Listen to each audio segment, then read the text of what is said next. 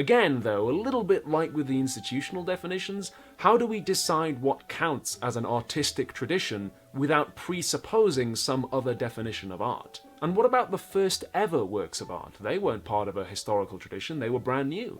And if we found art that was made by aliens, would it not count as art because it doesn't fit any recognized earthly historical tradition?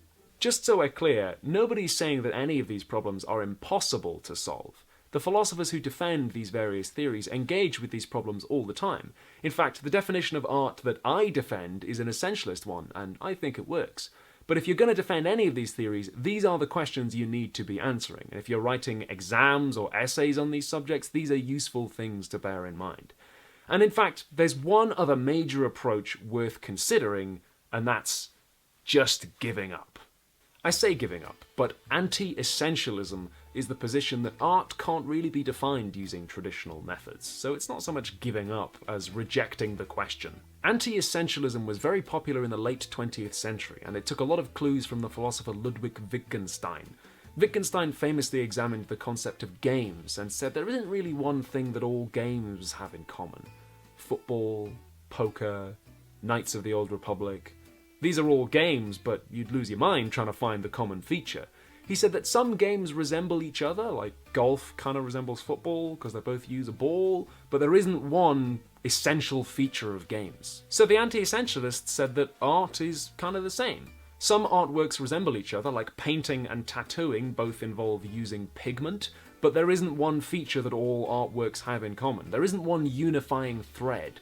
It's more like a web of family resemblances. Anti-essentialism has fallen out of fashion, though, because it does have some big problems. First of all, anything resembles anything if you just look hard enough. Like, plutonium resembles oxygen because they're both made of atoms. Well, how do you decide which are the important resemblances? And can you even do that while still maintaining, as an anti-essentialist, that there is no one thing that all art has in common? Also, try this one on for size.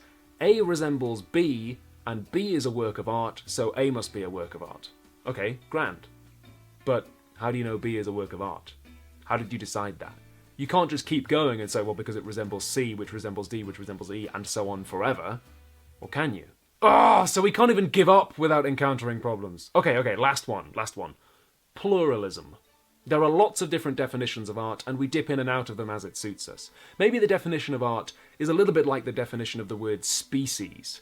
When you get right down to it, biologists use different definitions of species depending on what field of biology they work in, because it's actually really difficult to come up with a definition of the word species that fits all organisms all the time. But biologists still manage to do their jobs despite that, so maybe the definition of art is similar. This is kind of similar to a thought by the philosopher William Kennick, who said that trying to define art was pretty much a pointless task. We have enough of an idea of what art means to be able to get on with our lives. Like, if the art warehouse was burning down and somebody said to you, oh my god, run in and save all the art, you would know what they meant, you would know what you were supposed to do. So whatever the definition of art really is, we kind of don't need to know it. But although that's a nice idea, when it comes to modern art, it might not actually be true, because in 2004, that actually happened. The Montmartre warehouse in London burned down, and if you and I had been there and somebody had said, run in and save the art, we might not have known what we were supposed to get, because the Montmartre warehouse contained all kinds of weird and esoteric art pieces.